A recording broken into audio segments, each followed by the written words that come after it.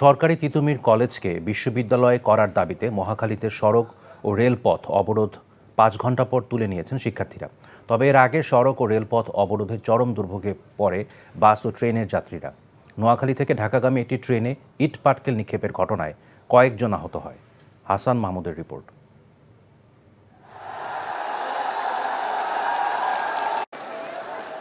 রাজধানীর মহাখালী থেকে হযরত শাহজালাল আন্তর্জাতিক বিমানবন্দরের দিকের সড়কের দুই পাশে সব ধরনের যান চলাচল বন্ধ হয়ে যায় সরকারি তিতুমির কলেজের শিক্ষার্থীদের বিক্ষোভে।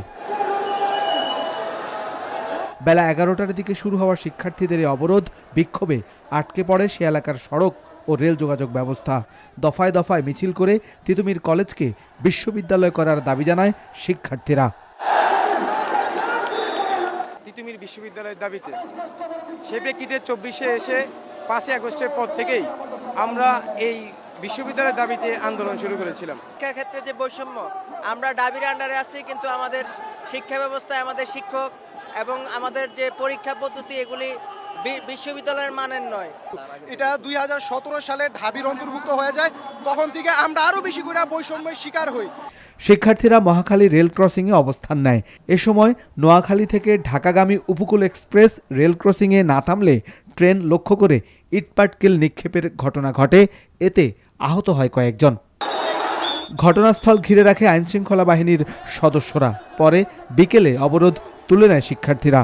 টানা প্রায় ৫ ঘন্টার অবরোধে কমলাপুর রেল স্টেশনের ট্রেনের শিডিউল বিপর্যয়ে চরম দুর্ভোগে পড়ে বিভিন্ন রুটের ট্রেন যাত্রীরা। আর সড়কপথে পায়ে হেঁটেই গন্তব্যে পৌঁছেছে অনেকেই। তবে আটকে পড়েছে দূরপাল্লার bus. Hasan Mahmud, NTV news, Dhaka. টাকা চুরির জন্য যদি আমার গলায় জুতার মালা পরাইতে হয়, তাহলে আমার শালীর সাথে প্রতারণা করার জন্য তোর ফাঁসি হবে।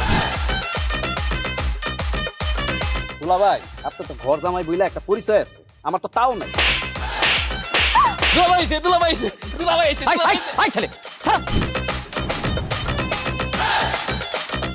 রাজনৈতিক ফ্যামিলির মেয়ে হয়ে ওই কাজ করবে। যারে পাবো আরে পিটামু, রক্তের নেশায় ধরতে, রক্তের নেশায়, কাঁচা রক্তের নেশায় ধরতে। তোমার এই পলিটিক্স আমার বাম পকেটে থাকে। পাঁচদের বউরে ঝামেলা পাকাই। এই বেটাই, আমি তখন বিয়ে করিনি। দুইটার আমি গুলি করে মারু। মাসুদরা কোনোদিন ভালো হয় না। আপনার পোশাক আশাক দেখে কিন্তু আপনার তালুকদার বংশের লোক মনে হয় না আব্বা। আপনার মনে হয় যে আপনি ফকির বংশের লোক।